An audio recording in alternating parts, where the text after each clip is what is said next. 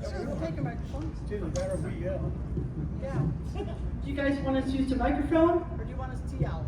Microphone. Okay. The first item we have here is a blown rabbit. He's hollow in the center. He appears to be their cameo colored glass. This was originally a tiffin mold, and it was used as, it sat on a black base, and it was for a lamp. And they would paint them in primarily natural type colors. Fenton got this, and they would, I don't think it was ever used for a lamp, and it would be painted. I know they did it in some carnival colors. I remember seeing it in a green carnival. I don't remember seeing it ever in the cameo color. It's interesting, perhaps it was tested. I love shiny cameo myself, and I think maybe they were trying to see how it would look in a more natural type color. This is a much more natural color than, say, green carnival. Less exciting, but much more natural. It's really quite lovely. Personally, seeing a piece of just shiny cameo is just kind of foreign to me. It's just, I just don't see that. And to see a rabbit, I think it's, I really can't add anything for what she said, but this is pretty outrageous. I love it. Yeah.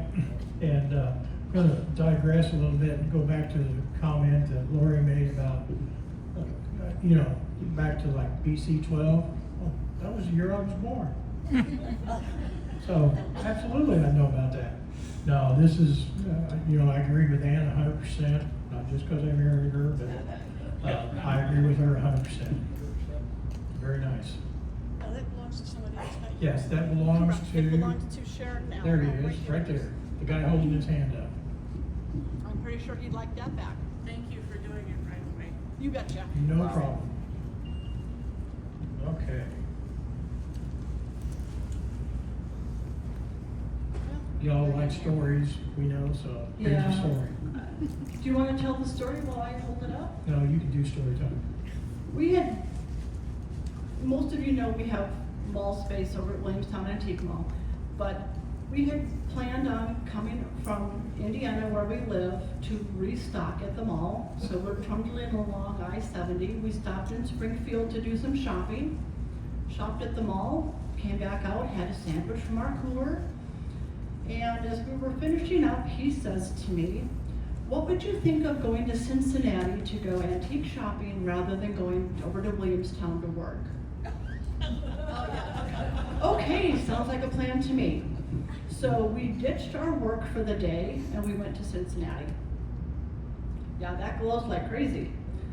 And so we get to the first mall in Cincinnati, and there's all these new booths up in the front. They have like these little island booths, and normally we go to the right there where we always go left, but instead we looked at these island booths, and by the time we got done with the island booths, we were way over to the left, so we thought, well, we'll just start over here.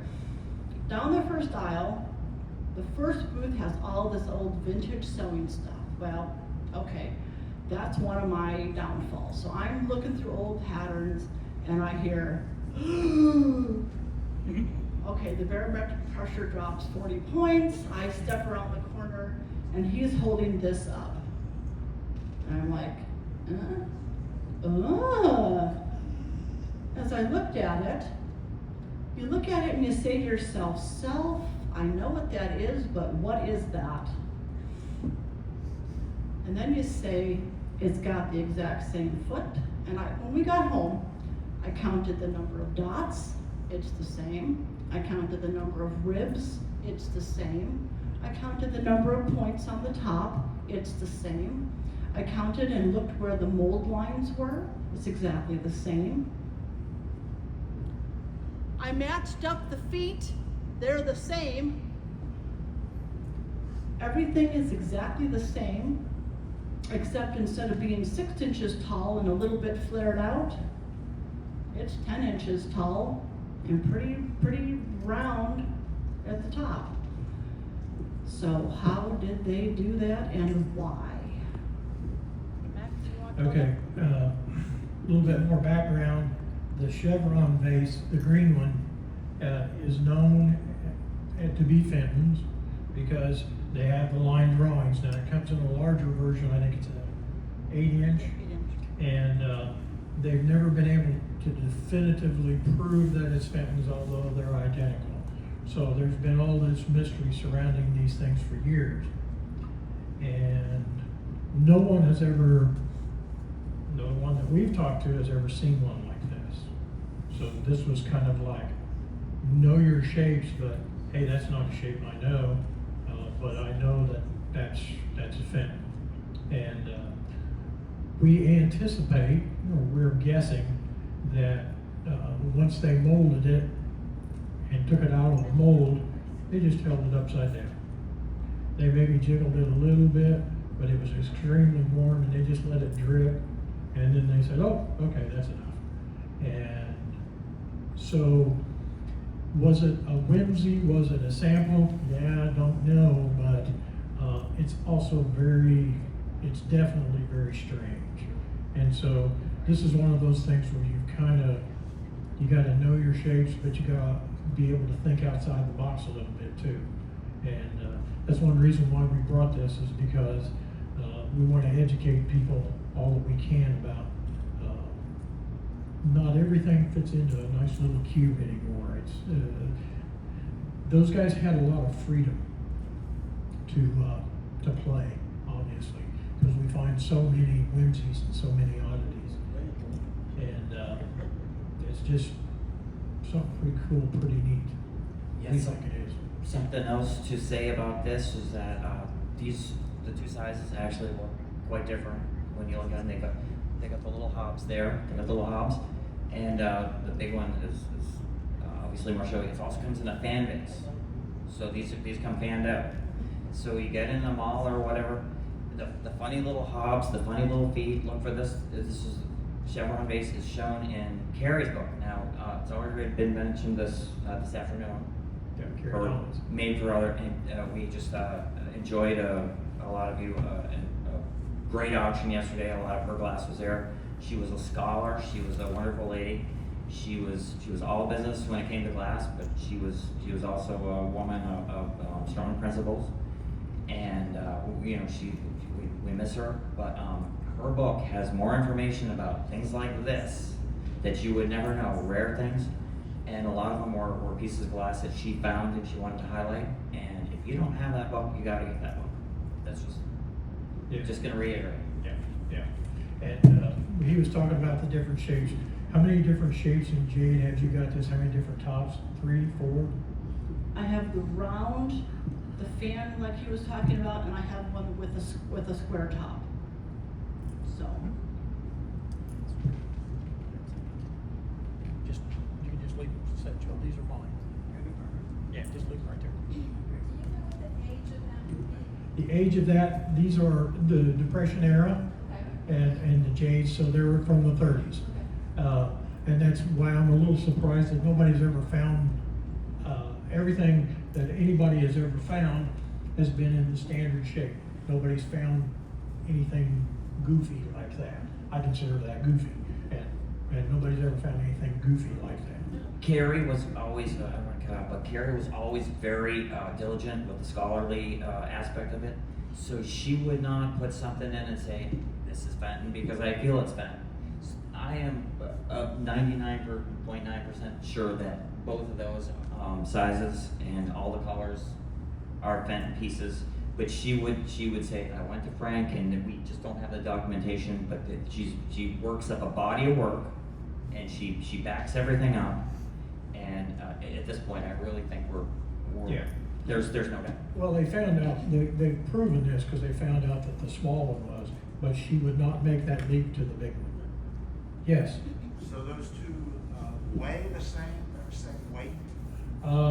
I haven't weighed these two. A lot of times I do, but yeah, relatively they feel the They same. should. They Yeah. should at once. Yeah. Weight doesn't always work. I've got a couple of peach crest, wave crest vases, and they weigh about 8 to 9 ounces different. Yeah, they're the big ones, but they weigh differently, and it was like, wow, somebody was having a bad day. So, With regard to the larger chevron vase, as they're called, she does say that they're not certain about they have documentation for the small one, and she thinks that it's possible the large one could be Fenton, or it's possible that the large one was the inspiration for the one that they have the design drawings for the small one. So it's either the inspiration or it's possible it could be Fenton, but she wouldn't say, yes, it was Fenton. Possible, but she wouldn't say definitively that it was. So it was thought that if it could be found in Fenton's jade color, then it would show that they had made that large, because it's been found in rose, it's been found in transparent green, and I've got one in black. But so far that we know, one has not been found in jade. And they say that as soon as we find one in jade, then we'll be able to say that it's Fenton, but we don't have one yet in jade. So, number 100, wide rib creamer. They made a sugar as well. It was made in lots of the colors of the day: transparent green, black, jade. And I think we also have one in royal blue that we got from you guys. Yeah, these are, if we see these are usually black or jade. This is actually really kind of nice. And you know, the little discussion about like glass was made. It was very much a industry where things were hot or whatever. If you see a depression color, you think 30s. It's quite likely that things go out of favor. You see opalescent come in the 40s. You see those opaques and the heat-sensitive glass that all the companies were making in the 30s. Carnival is pretty much in a pretty tight window from 07 to you know the 20s. Stretches are very much the 20s. You can pretty much at least find a decade, because every company wanted to do the same thing, and they're all chasing the same thing around. It doesn't even matter what company it is. You can pretty much put things in a pretty much tight window. And this is obviously, there's so much depression glass that's pink and green, and so Fenton was right on board with that, making that kind of glass. yeah, we've seen this in ruby also, haven't we? Yes. I think, yeah. Yeah. So, Yes. Yeah, I'll let you know. This is a rose overlay piece from the late 1940s, 1950s. It's shown in John Walk's book, and it's considered to be a rare shape because it's so small. And we just thought it was a very interesting piece. Yeah, this to me looks wrong. It should be a ball jug. It's like something happened. How did it get small? Like it got hit by a laser or something. I don't know. Aliens came down, but no, it looks completely wrong to me. And it's wonderful. It's a really great piece. And yeah, I really, to be honest, I've never held one of these before. So, okay. great piece. As you can see, Ann and I like the weird stuff, so Yeah. we spend our days looking for something very strange. And we like to share the strange things with you folks, because the better educated you are, the better shopper you are.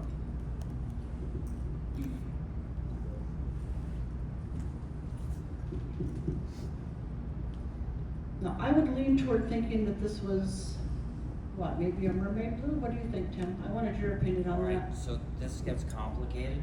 So there are actually 3 different colors. And you know, if you think about different batches, they kind of blur.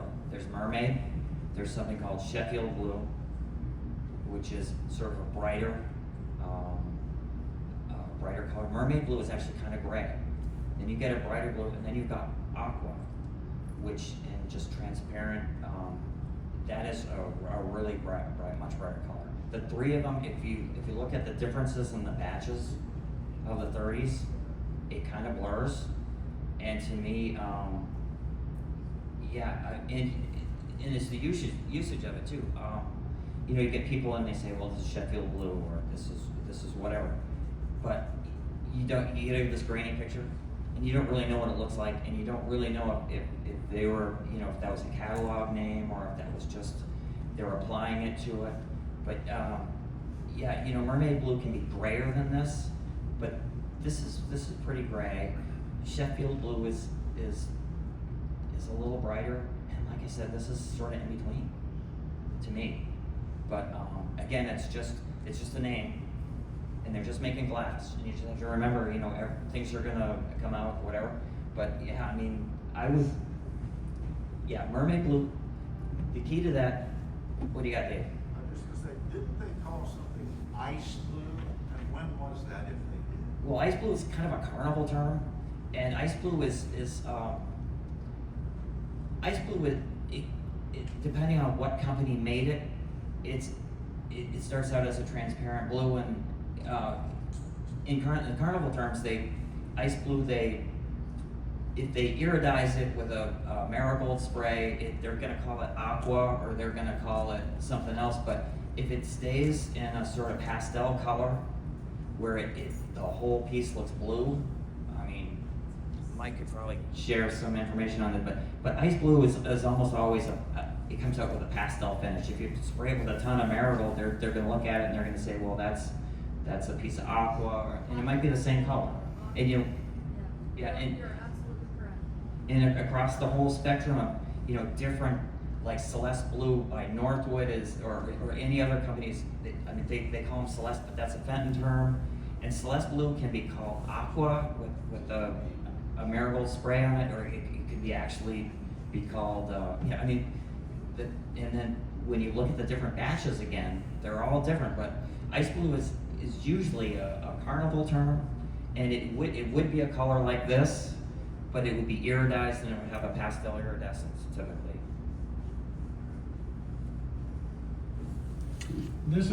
This pattern is called Cape Cod. You typically see this at a fan base. This is a little bit different shape for the top of it, but it's called Cape Cod. It's one of my wife's favorites, unfortunately, because it has a big footprint. And I'm gonna have a footprint myself. You know what they say about vases with big footprints?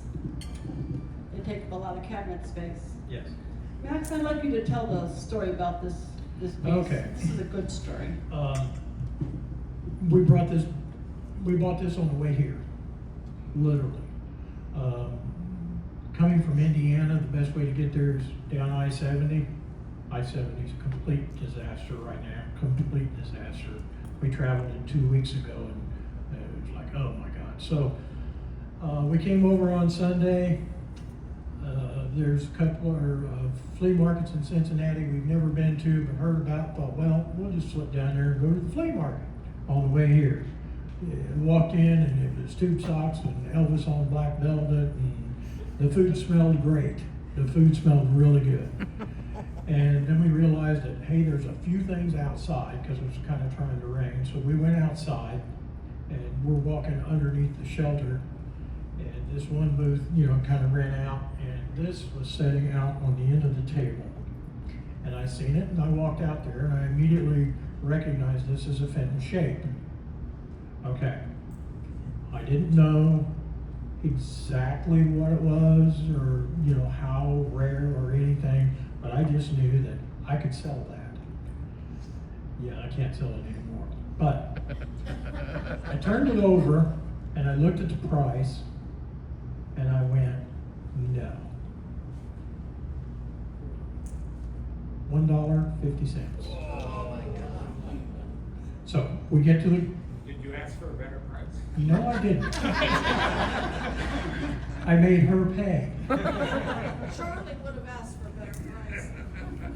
They were having a real bad day at that market, and I felt sorry for the vendors. So we get back to the van, and Ann goes, that's in Tom's book, Tom Smith's book of rarities. And so, yeah, she gets the book out and proves it to me. Tom considers this a very scarce shape.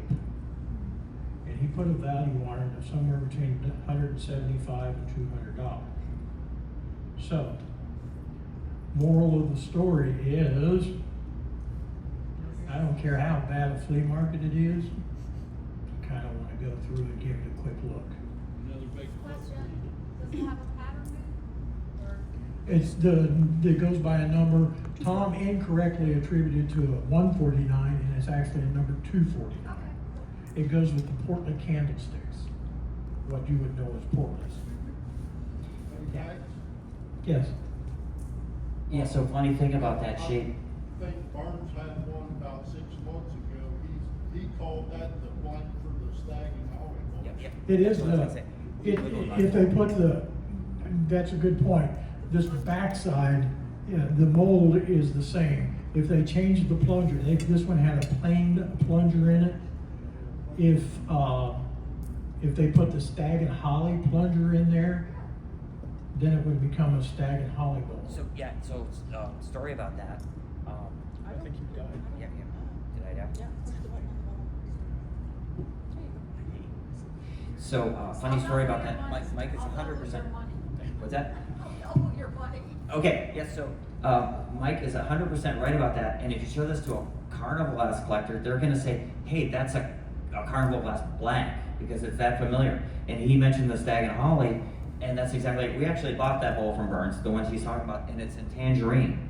And we actually have it up in our room if anybody wants to look at it, 231. So this is, that's the thing about glass like this, is it's made, this is probably a 30s piece, but it was a mold. Fenton was the thriftiest company ever. I mean, Millersburg went out, they spent all this money on, there's a million molds, and for 3 years later, they're gone. I just think they just ran up too many bills. But Fenton, this is something that they would have used in the carnival era, and then they made satin etched glass with this. The Snow Fern that is the 249, and all they made in Snow Fern is this bowl in about 6 different shapes. And then they made the candlesticks, which are the 249 sticks. And then you've got there's probably stretch pieces in this. Yes.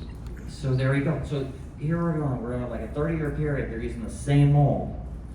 And Millersburg made like 100 molds that they used for a year and a half, and then they went out or whatever. So I give them credit for being thrifty, and that's why you see something like that, and different people will have a different reaction to it because they've seen it in a different era. This color is Cameo Opalescent, 1930s color. And it is, the base mold is the 847 vase. Only it's done a little differently.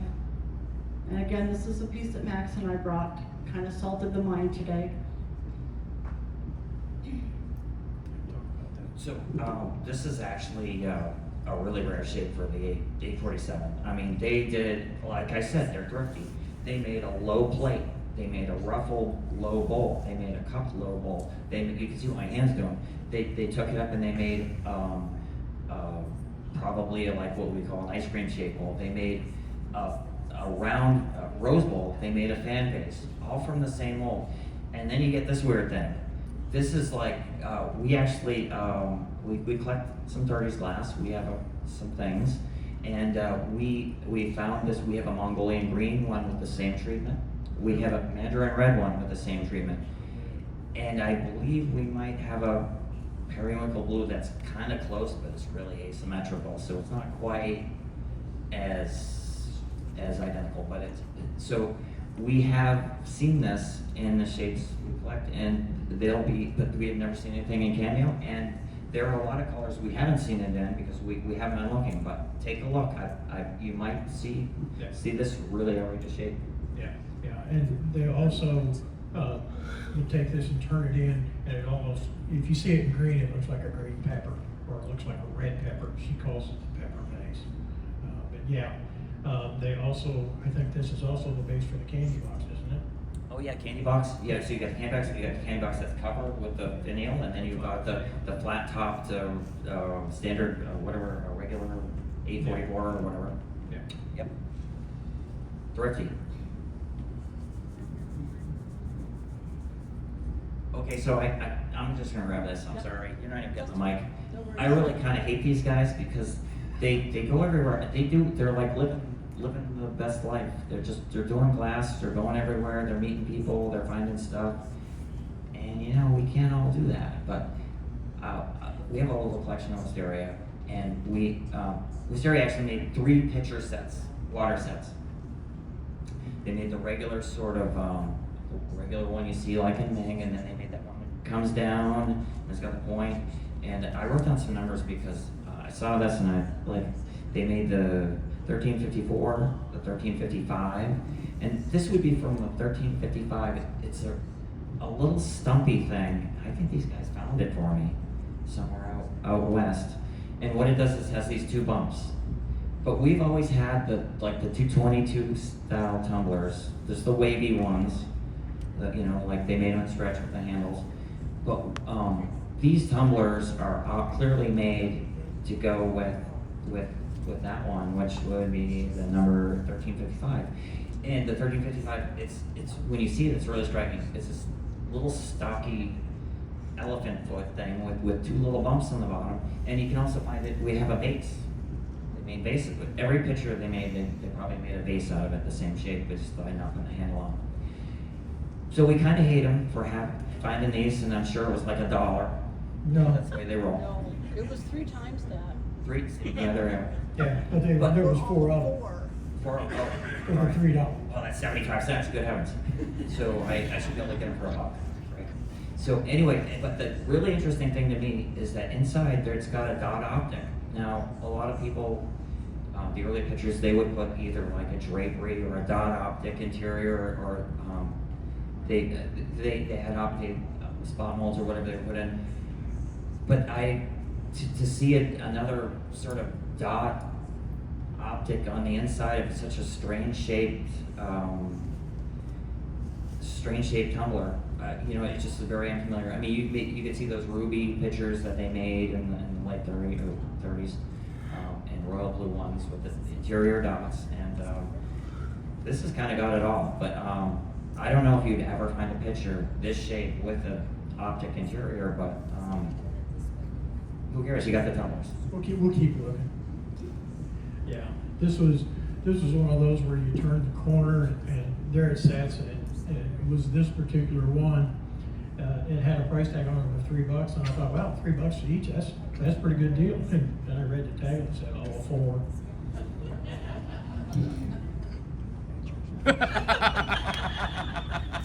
Yeah, obviously we know Tim and Kathy and Kirsten real well, and we just love tormenting Tim. As you can see, he's kind of animated. Yeah, what color do you think these are, Tim? What would you call them? Yeah, we kind of brought these to share with you and other folks because you first look at them and you think, well, they're pink and blue. Well, you turn it over and it's really swirled on the bottom, so are they kitchen blue?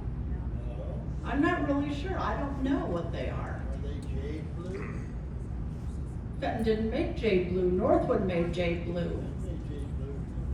Yeah, they did, but it was in the layers. Way back when. I just bought those candles over there, not jade blue. These, I would say, were kitchen blue, because kitchen blue, the one thing that surprises me though, again, you know, maybe there's some pieces that were called something else, but the closest thing, if you're gonna get that kind of opaque on us, the thing about kitchen blue is it was always quite a bit milkier than these. You know, this is a very transparent. But if you look at the early Persian blue, that stuff was all over the map. It went from white to almost transparent. It was just all over the map. Every batch was different, and I think that, I mean, what they were trying to make is either pecan blue or kitchen blue, but because of the white around the base, the color on the kitchen blue just always looked like it's like kitchen green, just a little whiter. Right, it looked like blue milk glass. It looked like blue milk glass. So the fact that the base turned out like that and the top, now a lot of the glass they made would get kind of transparent on a rim or as you went up. We got a Mikado yesterday, it's very mandarin and opaque and almost dark brown and black on the base, and by the time you get to the top, it's ruby transparent. So I think, this was probably when they were making kitchen blue, and these came out, but no matter what they are, they're spectacular. I mean, whatever they were trying to do, they're I knew that they weren't Persian blue because they weren't making that mold in the Persian blue era. And I just couldn't quite, I knew they weren't milky enough, but they're not translucent enough either, so they're kind of in the middle. Okay. Tim, I agree that they're kitchen blue, because I have a mixing bowl that color. Okay, Millie was saying that she thinks that they're kitchen blue because she has a mixing bowl, it's very similar in color. If that's one of the shapes kitchen blue was made in. Uh-huh. And those sticks that's one of the kitchen blue shapes. So there's very few kitchen blue shapes, but that is one. So that sort of reinforces it. Okay, and next up is, these, you see these bases a lot in this milk glass. I mean, you see them everywhere. They're under bowls, they've made them in lots of different colors, and this is probably the most common. And then they would take and change the plunger out and make this a candle holder. And then, we're going through a shop one day, and we see this, and we're like, that color is just not quite right. That's moonstone. It's supposed to be milk glass, not moonstone. And it was, you know, we talked about the $3 tumblers and the $1.50 bowl. Yeah, this ain't gonna go in that category. This thing was very expensive, or what I considered very expensive. It was. And she finally convinced me to buy it because it was moonstone. And I thought maybe it was just a bad batch of milk until I got it home and I set it next to the other one, and I was like, uh-oh, she's right. I gotta eat them words. So, we just thought that we would bring this to show you that sometimes what you really think you know, you don't know. This is, Yeah, these are kind of, that's ridiculous. You know, the thing is, we a couple of moonstone bases came out recently at a couple of high profile auctions yesterday and last week. And you look in the book and you say, there is a moonstone base on there. But to see one, this is sort of a 40s shape, and this is the 30s color. And I really love that we're just constantly surprised by what there's out there, because this is 100% moonstone, and that is outrageous. We found a satin etched hurricane lamp once, and it was on a white base, and I'm just thinking that maybe it should have been on that base, because that would look really great. Yeah. So what would go on the moonstone base? His hurricane lamp. Yeah, we don't know. I mean, this is thrown me. It's setting out at home, and I'm like, I haven't figured this one out yet. I just have not figured this. Well, I one just didn't know what shade they would have put with it. Well, just a hurricane shade. Okay. Now, no, I made the comment that this was very expensive, but it was from a very reputable dealer, and I can't believe that they actually cut loose with it. I'm just terribly shocked. Yeah, that price, it was pushing $100, so, I mean, it was, for all the values we get, we also know when to Shut up and pay us. shut up. That was well said, yes. This lamp was something that I had spotted at a flea market in Florida, an antiques flea market in Florida. It still needs a good bath. I love this mold shape, and if you look closely, you can see the large scallops are on the bottom. This is the same mold shape. Apparently there was a piece similar to this in the auction at Dexter City yesterday, and it was something that was in the topaz stripe opalescent, rib opalescent. This was done by Fenton in the 60s. That mold shape was done in the 60s, and it was done in the colonial colors, the colonial green, colonial blue, colonial amber, and you'll find it in vases and in pitchers. This one was done in kind of a crystal satin, got some white striping through it, and it has little bitty applied handles. in the late 80s, 90s, Fenton was trying to break into the contemporary lamp market and trying to compete with the Asian imports. When I spotted this in Florida, I just about fell over. I recognized it right away. Some years ago, Max and I had found the large, like the 898 style vase that had large handles on it. We brought that to Glass ID, and Nancy Fenton had shared with us some information about it. So I recognized the colors, and then I recognized the mold shape. And the guy whose booth it was wasn't there. So we circled and we circled and we circled and we circled. Finally he came back and I said, so how much for the lamp? And it was a price that was acceptable. And when we got it home or back to the hotel, I saw that there's a sticker on it that says Bauer Lamp Company 1989, down on the bottom here. And so after we've been home a little bit, I contacted Mr. Bauer, who's still alive. He's in his 80s. And he was very gracious and shared some information with me. He said that they were getting some glass from Fenton. He said that this particular one, it was a sample that Fenton had sent them, so it was a one of a kind. And he was curious to know where I got it and how much I paid for it. He wanted to know all about it. I said, I'll tell you if you tell me. And so he shared how they had done it and how they made the lamp out of it. And so I was just tickled because I have several other pieces in this shape. And again, a big footprint, which Max just loves.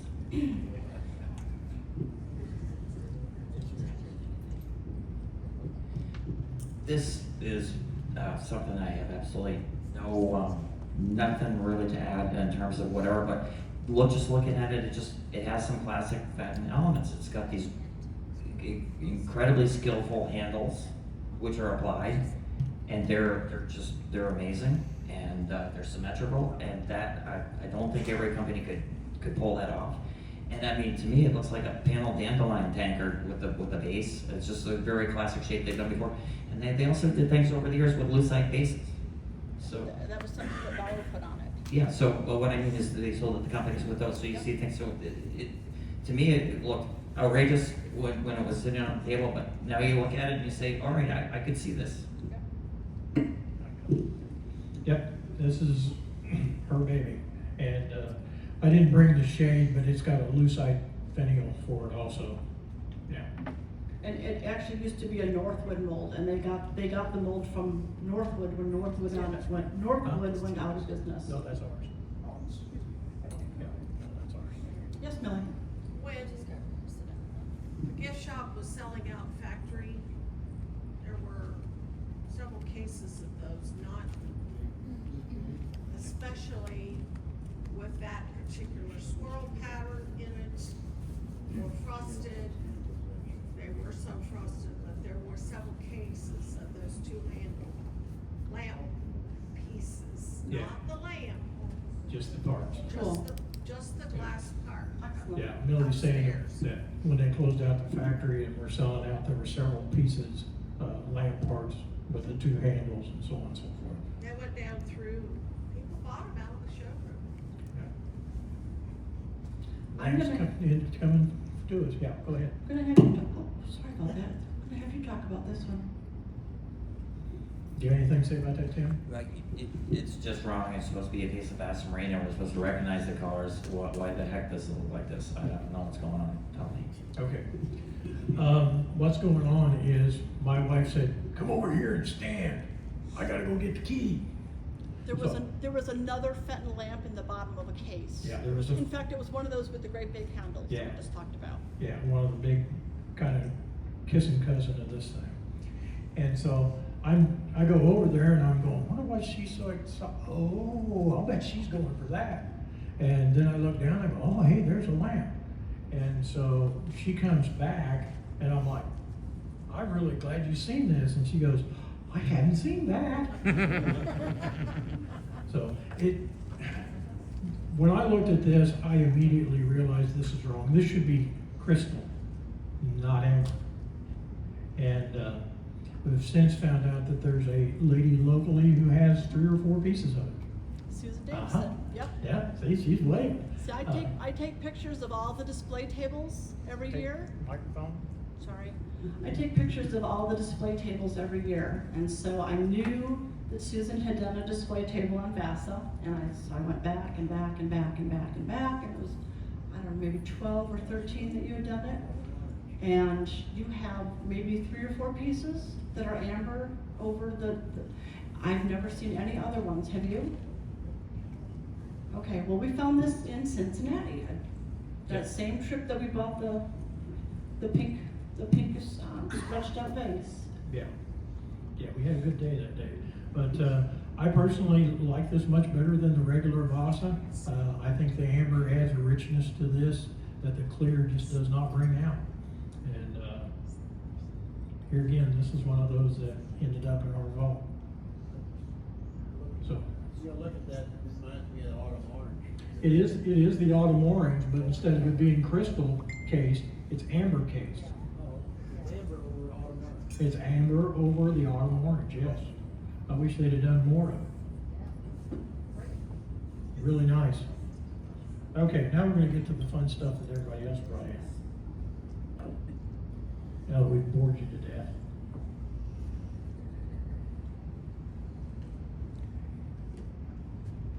All right, this is a large Silvercrest melon ewer.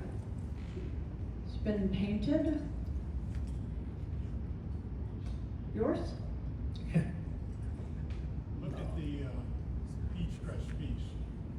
And look at the sticker Yeah, on the bottom. yeah, look at the peach crest piece, that's really a thrower. I've already been there, done that, and went, oh my goodness, how did that happen? Oh, interesting. Isn't that supposed That's to? what you normally see with that Tyndall label. Okay. So imagine my surprise when that came up, the same label. Interesting. Some of you may not know Lori and Rich Carmen. They were very, very strong contributors to the book on Charlton decorated glass. And so I'm not surprised to see that you would have other decorated glass. Let them in on the secret. This has got a very beautiful green Fenton sticker on the bottom of Well, it. it says Tyndale on Oh, it. it says Tyndale? Yeah.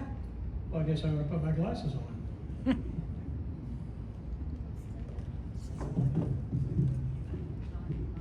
Tyndale hand decorated, it's got a wear number. Yeah, okay. It's a green, we used to have a camera up here, but, you can take a look at it maybe at some point.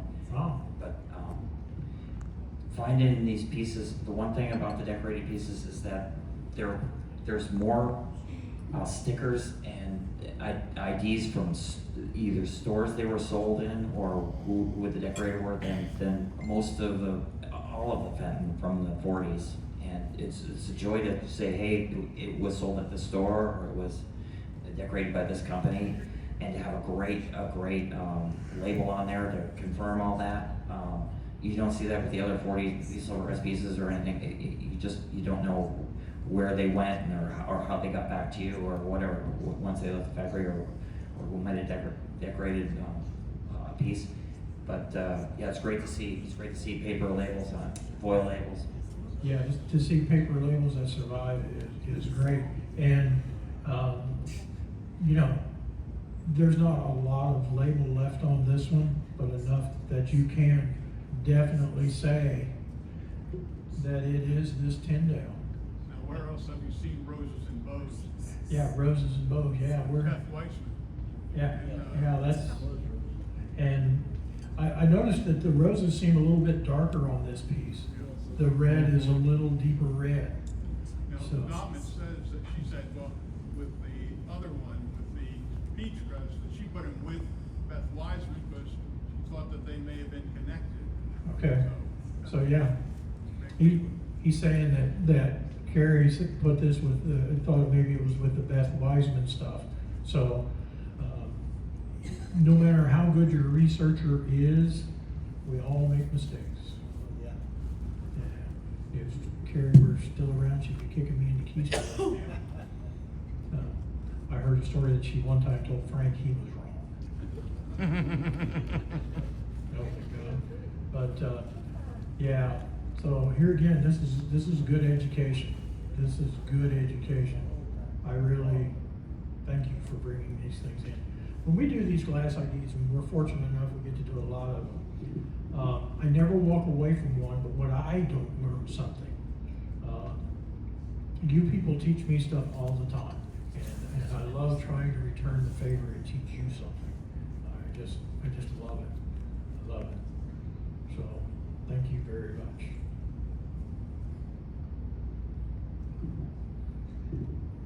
He's good. This decoration's still in great shape. Great shape. Dark colors on those roses. Yeah. Yeah. Obviously, he hasn't taken the Brillo till he's hard enough. Yeah, exactly, you gotta. So these two pieces have gorgeous labels, Huntington Artworks, and again, we learn exactly where they went and how they came back to us, and those are spectacular labels. And we're not going to be able to These tell you anything about Huntington Artworks, but clearly, there you go. This is the work they do. It says Huntington, West Virginia, and obviously, these are Fenton products that then someone, a third party, went out and decorated. And it's really nice because this is how research is done. This is how we get to know who done the third party decorations and how many decorating shops there were. And a lot of times they get lumped in with somebody. People will call it Charlton, or they'll call it, the Beth Wiseman, or they'll call it whatever. And until things like this show up, we really don't know. And while we preach books and books and books, every book has at least one mistake in it, if not two or three. Yes. Blue overlay, I brought to this club a long time when Frank was still alive. Okay. How long that's been.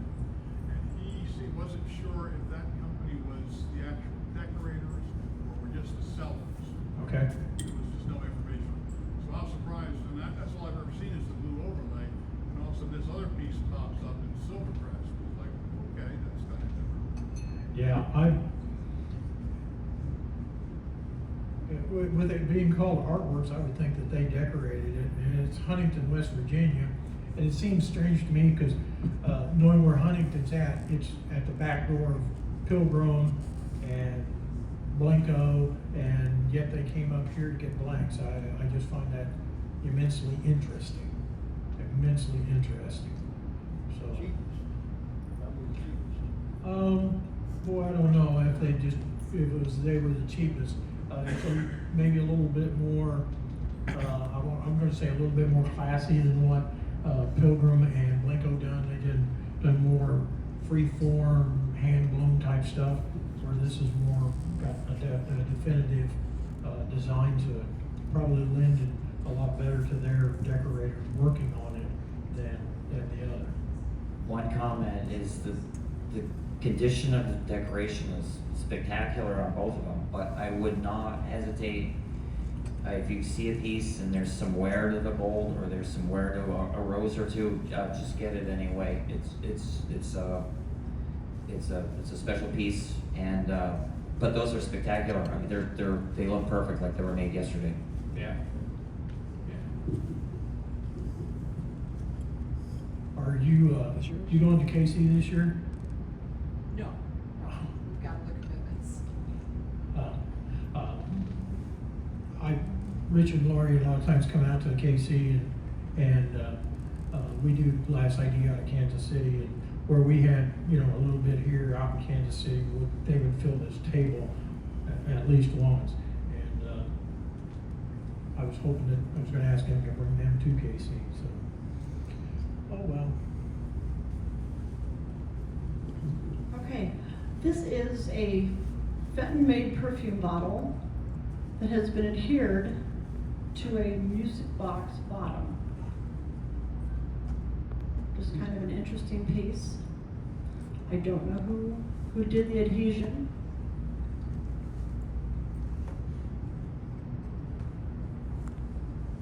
I can't add anything to that, but I mean, that's kind of super cool. It looks like it fits great. I mean, I hope it was like there from day one, or if somebody actually made the base and said, all right, let's go get some perfumes. Because I hope there's like a bunch of these out there. These are, I've never seen anything like it, but it's kind of working. Works great. Look at that. I don't know if we can wind it up, but I'm not gonna do it, but I would love to hear what it plays. The girls just wanna have fun. All right, here we go.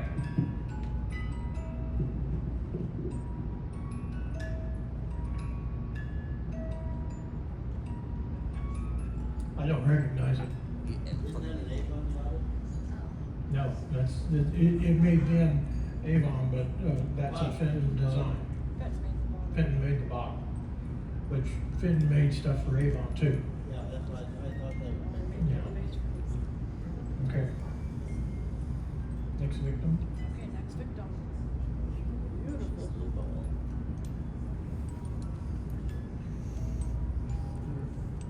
This has a Fenton logo in the bottom. Check the Fenton logo, it's got Yep. not something I would have expected. Yes, this is kind of unexpected. It does have the Fenton logo in the bottom of it. My guess is that this is a piece that they were using, an experimental piece. I've got a piece at home when they were trying to create the Favrine. They experimented, and it was really difficult for them to get the silver to come to the surface to create that Favrine color. I really kind of wish they'd kind of stuck with this, because I like this a lot. I think this is beautiful. This is a Tiffany finish or a Steuben finish. Yeah, this is a Durand finish. This is really, really kind of nice. I don't know. I wish they could have reproduced this. But Yeah. obviously it's got a Fenton sticker or a Fenton logo in the bottom of it. You can see it there. Yeah, there's some serious bling on this thing. I don't know if you can tell from here, but this thing is really like, Yeah. it's really. It looks like it should have batteries or a plug-in on it, because it is shiny. It reminds me, the inside reminds me of the Imperial lead luster bases. This is much better than Imperial Well, I'm just Luster. saying, that's what it reminds me of. Yeah, this is more of a Durand Yeah. type finish. Yeah. Is that a little bitty lampshade? No, it was just something they just whipped together. I'm a little surprised to see the logo in the bottom. I don't recognize the mold, but There were two pieces at Randy's yesterday that had almost that same luster to it, that looked just like the old glass. yeah, this is a fantastic finish. This is a fantastic finish, and it was something that they were just playing with, and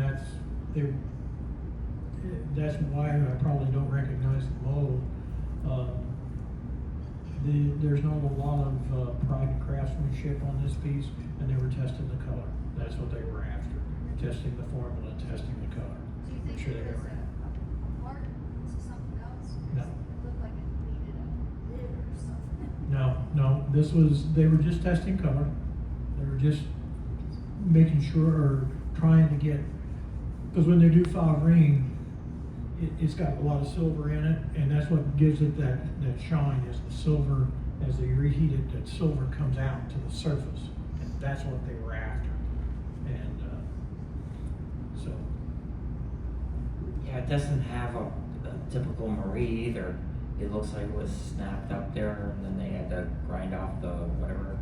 But I don't know. Yeah, so I don't know. That is some pretty cool though. yes, that's a wonderful, wonderful piece, I think.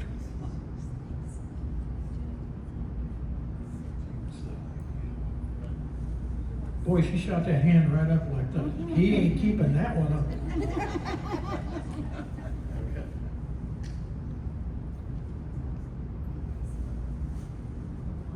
Okay, I think this is a variation on the Risley perfume bottle, done in a cranberry opalescent. It's interesting to note that it does not have hobs in this area. My guess is that they were gonna put a handle on it. And, it's kinda got a dent here, like a thumbprint dent. And I'm not sure why it would have that there. I don't know if it just slumped.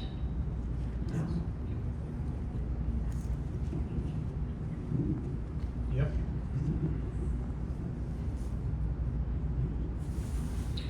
It doesn't have a logo. And did It you, looks like it was trying to be a Pruitt, and then it just didn't, just didn't make it? just didn't. It's crazy. It's a crazy piece. But that's definitely, you see that on pictures going way back to the Carnival era. They'll have just a dead spot in the pattern. Yeah. Where the handle would be applied, and that it's got that there. So, Yeah, the apple tree vase, every apple tree vase out there has got a dead spot in it, which was a spot where they would put the handle and turn it into an apple tree pitcher. I'm trying to decide.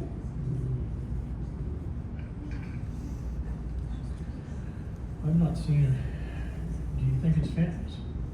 That's my question. my first instinct is yes. But Yeah, I couldn't see any mold marks.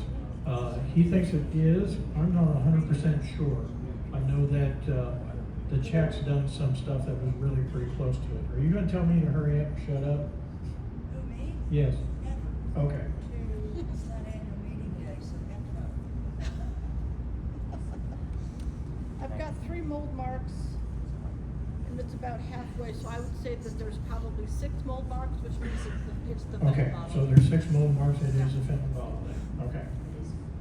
Okay, that's like on the Risley's, that's why we were talking mold marks, the Fenton has, you see the Risley bottles, you need to check them for mold marks. Fenton has 6 mold marks and. Anchor Hocking has 4. Yeah, Anchor Hocking has 4. Fenton, 6 letters in Fenton, 6 mold marks. There you go. So, yeah, this one just got a little warm when they pulled it out. What was the dot on it? Sorry, I didn't hear that. This, okay, that's where they were gonna apply a handle.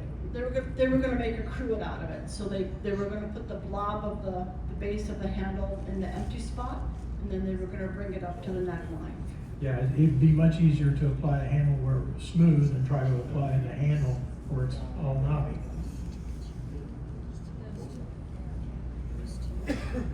This is the coolest, most interesting bowl, and we have had discussions about it all afternoon. And I don't think any of us have been able to figure this out. The gentleman that owned this showed this to Dave Fetty, and he couldn't figure it out. He stood there and he looked at that for about 10 minutes and he said, I don't know. And if Dave Fetty don't know, we in trouble. So then we handed it to Frank Workman. And the guy that owns it said, how did he put that? Frank come up with an idea, and he basically thinks that this was done in the same style as a multifiore bowl that the Italians do. Now this was sold yesterday at the auction, and they said Howard Suford done it. Well, Howard was a great photographer, but he must have been a whale of a glassmaker too. That's the only thing they could come up with, that Frank Workman came up with, that this was done with the Millefiore technique. And so this is really a stumper. I was at that auction, and when I seen it come up on the screen, I did not look at it ahead of time. I thought it looked like it was a piece of china.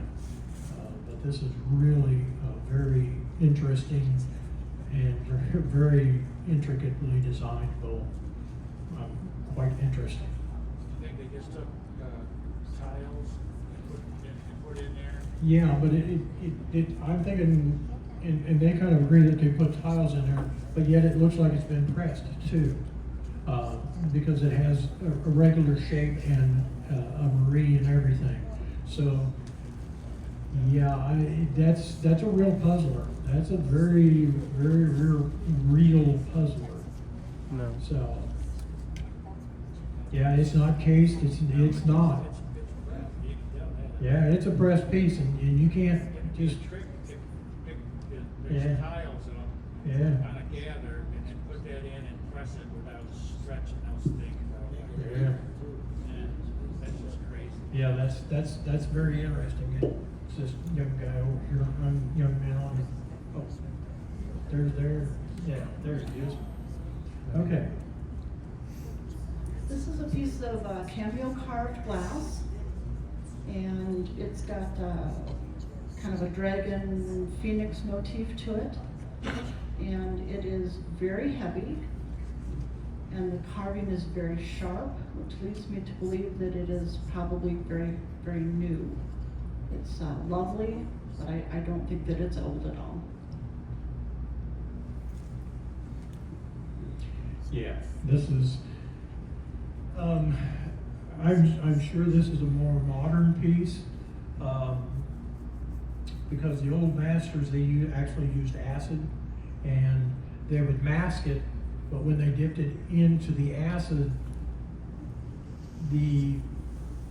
would kind of creep in underneath the mask, and so there was a real soft edge. It was rounded edges. It was really soft, and you can feel it, but it doesn't.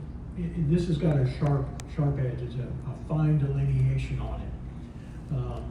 But this is one of the better made pieces for a modern piece.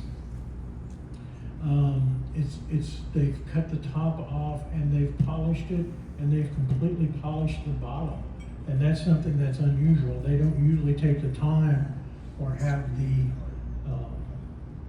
pride in their workmanship to grind this off and then polish it. So this is a modern piece, but it's one of the better modern pieces I've seen. I will admit that this is one of the better modern pieces I've seen. This didn't come out of Pier 1. Any idea what company might have made that, or? I'm sure it came across on a boat. Now, I'm not sure which ocean it crossed. It's a little bit too good for the Chinese. The Italians and the French still kind of do some of this, but it's much quicker to do it with sand than the old masters who've done it with the old masters would actually, the English would use what they called a graver, which was a diamond on the end of a stick, and they would chip it away. And then Emile Gallet come up with the idea of starting to use acid, and so a lot of the French is acid cut. And Frederick Carter at Steuben, he used acid cutting. And like I said, it gives a much softer feel when you're feeling it.